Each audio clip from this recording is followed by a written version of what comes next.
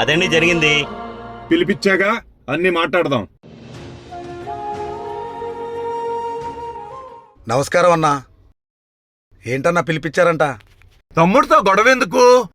తండ్రి సంపాదించిన ఆస్తి ఎలాగో ఇద్దరు పంచుకున్నారు. ఆ ఉమ్మడిల్లు ఉంది కదా, అది కూడా అమ్మేసి వాడికి రావాల్సిన ఆస్తి వాడికి ఇచ్చేయచ్చు కదా. చూడండి అన్నా, మా అమ్మా నాన్నలకి ఎంతో ఇష్టమైన ఇల్లు అది. మా చిన్ననాటి జ్ఞాపకాలన్నీ ఆ ఇంటితో ముడిపడి ఉన్నాయి. అందుకే ఆ ఇల్లు అమ్మటం నాకు ఇష్టం లేదన్నా.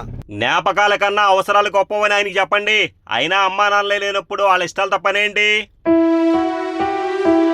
అయినా ఇదంతా వద్దండి.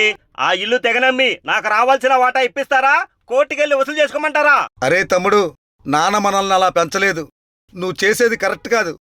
సరే అన్నా, బేరం వచ్చిన తర్వాత ఆ ఇల్లమ్మేసి మా తమ్ముడికి ఇవ్వాల్సిన వాటా డబ్బులు ఇచ్చేస్తా.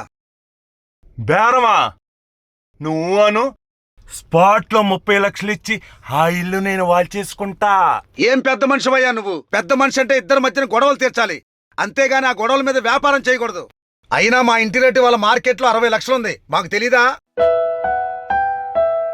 చూసావా తమ్ముడు, ఒక రొట్టె కోసం 2 పిల్లులు కొట్టుకుంటుంటే ఆ తగు తీర్చడానికి వచ్చిన కోతి ఆ రొట్టెను కొట్టేసినట్టు ఇతను మన ఆస్తి కొట్టేద్దామని చూస్తున్నాడు. ఇప్పటికైనా తెలుసుకోరా. అవునన్నా, ఇతనదే పని చేస్తున్నాడు. వద్దన్నా, మనం ఇల్లు అమ్మొద్దు, పదన్నా వెళ్ళిపోదాం. సీతలియక 20 ఏళ్ళు, ఇప్పుడు ఈ గోలు గొడవలతో ఇంకెన్నాళ్ళు? నీ సంపాదన నీకే, సంపాదన నాకే, తాత ముత్తాతల సొత్తుకు తగువులు.